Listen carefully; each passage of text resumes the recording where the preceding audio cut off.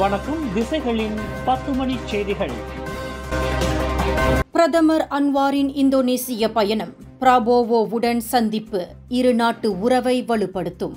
நாளை திங்கட்கிழமை முதல் 2 நாட்கள் இந்தோனேசியாவுக்கு பணிப்பயணம் மேற்கொள்கிறார் பிரதமர் Datuk Seri Anwar Ibrahim.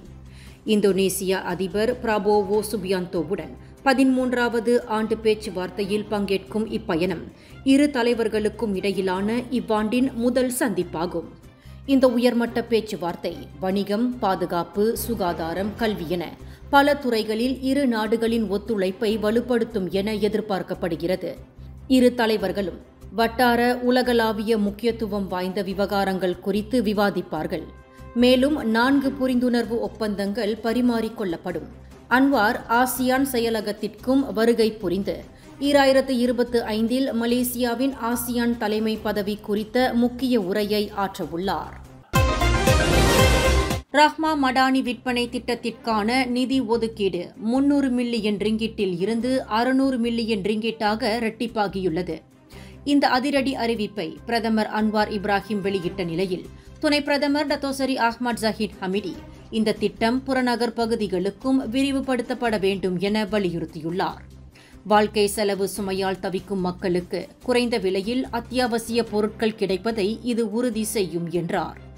100 ringgit SDR உதவி குறித்த விமர்சனங்களுக்கு பதிலளித்த ஜஹீர், இந்த உதவியை மட்டம் தட்டுபவர்கள் தங்கள் தொகையை வழிபாட்டு தலங்களுக்கு நன்கொடையாக அளிக்கலாம் என பதிலடி கொடுத்தார். மலேசியாவின் வணிகங்களும் தொழிலாளர்களும் செயற்கை நுண்ணறிவை பரவலாக ஏற்றுக்கொள்வதன் மூலம் நாட்டின் பொருளாதாரம் 113.4 பில்லியன் அமெரிக்க டாலர் உற்பத்தி திறனை அடையும் என இலக்கவியல் அமைச்சர் கோபிந்த் சிங் டியோ அதிரடியாக அறிவித்துள்ளார். ஷங்காயில் நடைபெற்ற உலக செயற்கை நுண்ணறிவு மாநாட்டில் பேசிய அவர், AI திறனை நன்மைக்கான சக்தியாக நிலைநிறுத்த உலக நாடுகள் இணைந்து செயல்பட வேண்டும் என்றார்.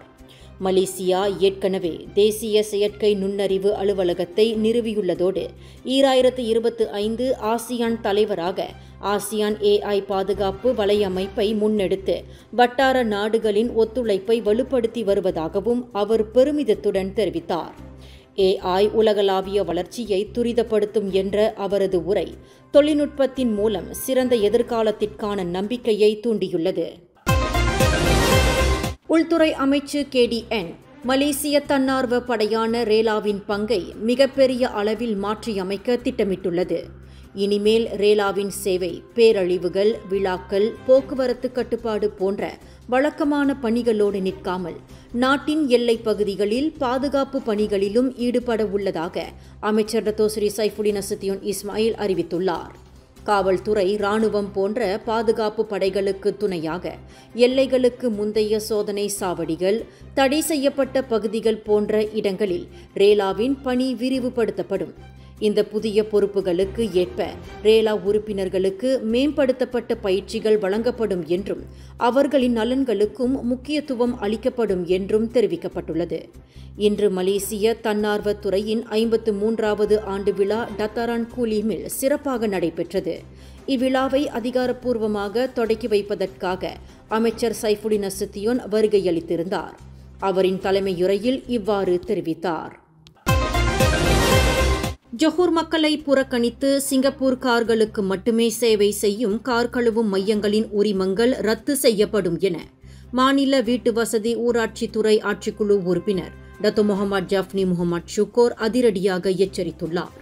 சமூக வலைதளங்களில் தீவிரமாக பரவிய இந்த விவகாரத்தை மிக கடுமையானதாக எடுத்துக்கொண்ட அவர், உள்ளூர் மக்களுக்கு முன்னுரிமை அளிக்காத வணிகங்கள் மீது கடும் நடவடிக்கை எடுக்கப்படும் என்றார்.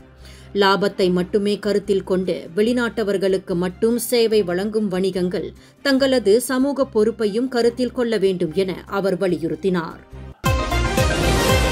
மலேசியாவை உலக அரங்கில் பெருமைப்படுத்தியுள்ளார் 6 வயது சிறுவன் டேவக்சன். வெறும் 1 நிமிடத்தில் 65 நாடுகளின் நாணயங்களை அடையாளம் கண்டு மலேசிய சாதனைகள் புத்தகத்தில் இடம் பிடித்த இவர் அதைவிட பிரமிக்க வைக்கும் வகையில் 11 நிமிடம் 45 வினாடிகளில் 200 நாடுகளின் நாணயங்களை நினைவில் வைத்து பிரிட்டிஷ் உலக சாதனையிலும் முத்திரை பதித்துள்ளார். ஒரு வயதிலேயே மலேசிய கொடியை அடையாளம் கண்ட இவரது அசாத்திய ஞாபக சக்தி பெற்றோர்களால் கண்டறியப்பட்டு ஊக்குவிக்கப்பட்டதாக தாய் தேவமலர் பெருமையுடன் தெரிவித்தார். இந்த சிறுவன் கின்னஸ் உலக சாதனைக்கும் தகுதி பெற வேண்டும் என்பதே குடும்பத்தினரின் இலக்கு. தாய்லாந்து, ஜப்பான் போன்ற நாடுகளை முன்மாதிரியாக கொண்டு இனி பருவகால பழங்களை ஆண்டு முழுவதும் நாட்டில் உற்பத்தி செய்ய ஆராய்ச்சியையும் மேம்பாட்டு பணிகளையும் தீவிரப்படுத்த மலேசிய வேளாண்மை உணவு பாதுகாப்பு அமைச்சு திட்டமிட்டுள்ளது. உள்நாட்டு பழங்களையும் காய்கறிகளையும் ஊக்குவிக்கும் வகையில் அரசு விழாக்கள் அனைத்திலும் உள்ளூர் பழங்கள் மட்டுமே பரிமாறப்பட வேண்டும் என அரசாங்கம் அதிரடி உத்தரவிட்டுள்ளது. சமீபத்தில் வெளியிடப்பட்ட மார்டியின் தரமான டுரியான் இதற்கு சிறந்த எடுத்துக்காட்டு என்றார் அமைச்சர் டத்தோஸ்ரீ முகமது சாபு. இஃது உள்நாட்டு விவசாயிகளுக்கு பெரும் ஆதரவை வழங்கும் என அவர் நம்பிக்கை தெரிவித்தார். நேற்று சிங்கப்பூரின் தஞ்சோங் கத்தோங் சாலையில் ஒரு பகுதி உள்வாங்கி ராட்சச பள்ளம் ஏற்பட்டது. அதில் கார் ஒன்று விழுந்த சம்பவத்தில் தமிழகத்தை சேர்ந்த கட்டுமான பணி கண்காணிப்பாளர் பிச்சை உடையப்பன் சுப்பையாவும் அவரது சகாக்களும் தங்கள் உயிரையும் பொருட்படுத்தாமல் ஒரு பெண்ணை மீட்டனர். சனிக்கிழமை மாலை திடீரென ஏற்பட்ட பெரும் சத்தத்தில் பள்ளத்தில் கார் மூழ்கியதை பார்த்ததும் சுப்பையா தனது சக தொழிலாளர்களுடன் கயிற்றை வீசி சில நிமிடங்களிலேயே அப்பெண்ணை பத்திரமாக வெளியே கொண்டு வந்தனர். மீட்கப்பட்ட அப்பெண் மருத்துவமனைக்கு கொண்டு செல்லப்பட்டார். ஒரு உயிரை காப்பாற்றினும் எது நடந்தாலும் அதுதான் முக்கியம் என தமிழில் உருக்கமாக தெரிவித்த சுப்பையாவின் இந்த வீரச் செயல் அனைவராலும் பாராட்டப்படுகிறது. ஒரு சவுண்டு முதல்ல ஒரு சவுண்டு கேட்ட உடனே வெளியில் வந்து பார்த்தோம். ரோடு விழுந்து கார் உள்ளே இருந்தது. அந்த கார் உள்ளே இருந்தது ரெட்டி பார்த்தோம். ஆள் இருக்காங்களே, ஒரு ஆள் தான் இறங்கி வந்தாங்க. சரி, அவங்கள எப்படியாவது காப்பாற்றணும் அப்படின்னு சொல்லிட்டு எங்கள் ஒர்க்கர் கூட வந்து உள்ளே இறங்கலாம், இதெல்லாம் இறங்க வேண்டாம், கயிறு போடுங்க அப்படின்னு சொல்லி ரோப் எடுத்து போட்டு அவங்க ரோப்பை பிடிச்சி ஏறி வந்துட்டாங்க. ஜொஹூர் சிங்கப்பூர் எல்லையில் உள்ள சுல்தான் இஸ்கண்டார் குடிநுழைவுத்துறை வளாகத்தில் மோட்டார் சைக்கிள் நுழைவு பாதையில் கடமையில் இருந்த 4 அமலாக்க அதிகாரிகள் 3000 ரிங்கிட் கையூட்டு பெற்றதாக சந்தேகிக்கப்பட்டு 6 நாட்கள் தடுப்பு காவலில் வைக்கப்பட்டுள்ளனர். இந்த தடுப்பு காவல் ஆணையை ஜொஹூர் பாரு உயர்நீதிமன்றத்தின் உதவி பதிவாளர் முகமது ஈசா முகமது அலியாஸ் வெளியிட்டார். ஃப்ளையிங் பாஸ்போர்ட், அதாவது சட்டத்திற்கு புறம்பான கடப்பிதழ் முத்திரை மோசடியில் ஈடுபட்டதாக சந்தேகிக்கப்படும் இவர்களிடம் இருந்து 14 வெளிநாட்டு கடப்பிதழ்களும் 4 கைபேசிகளும் கைப்பற்றப்பட்டுள்ளன. இந்த சம்பவம் மேலும் பல அதிகாரிகளையும் ஒரு பெரிய கும்பலையும் சம்பந்தப்பட்டுள்ளதா என மலேசிய ஊழல் தடுப்பு ஆணையம் தீவிர விசாரணை மேற்கொண்டு வருகிறது. கோலாலம்பூர் அனைத்துலக விமான நிலையத்தில் இந்தியாவுக்கு 73,000 ரிங்கிட் மதிப்புள்ள அரிய வகை விலங்குகளை கடத்த முயன்ற 38 வயது இந்திய நாட்டவர் நேற்று இரவு அதிரடியாக கைது செய்யப்பட்டார். மலேசிய எல்லை கட்டுப்பாடு பாதுகாப்பு முகமை AKPS-உம் KLIA விமான பாதுகாப்பு படையும் இணைந்து நடத்திய சோதனையில் சந்தேகத்திற்கிடமான பைகளில் 2 சாம்பல் நிற லங்கூர் குரங்குகள், 2 சியாமாங் குரங்குகள், 2 அலுங்குகள் ஆகிய பாதுகாக்கப்பட்ட இன விலங்குகள் கைப்பற்றப்பட்டன. இந்த விலங்குகள் உள்நாட்டு சட்டங்களின் கீழும் அனைத்துலக சட்டங்களின் கீழும் பாதுகாக்கப்படுபவை என்பதால் உயிரியல் பன்முகத்தன்மைக்கு அச்சுறுத்தல் ஏற்படுத்தும் இந்த கடத்தல் நடவடிக்கை கடுமையாக கண்டிக்கப்பட்டுள்ளது. கைப்பற்றப்பட்ட அனைத்து விலங்குகளும் தேசிய பூங்கா வனவிலங்கு பாதுகாப்பு துறையான பெர்ஹிலித்தான் அலுவலகத்திற்கு அனுப்பப்பட்டுள்ளன. பள்ளிகளில் நடக்கும் பகடிவதை அல்லது வன்முறை சம்பவங்கள் வெறும் ஒழுங்கீன பிரச்சினை அல்ல, மாறாக தேசிய அளவிலான முக்கிய பிரச்சினையாக கருதப்பட வேண்டும் என இக்கத்தான் கம்யூனிட்டி இஸ்லாமாட் தலைவர் தான் ஸ்ரீ லீலாம் தாய் வலியுறுத்தியுள்ளார். மாணவர்கள் உடல் ரீதியாகவும் மன ரீதியாகவும் பாதிக்கப்படுவதை தடுக்க கல்வி அமைச்சு உடனடியாகவும் விரிவாகவும் செயல்பட வேண்டும் என்றார்.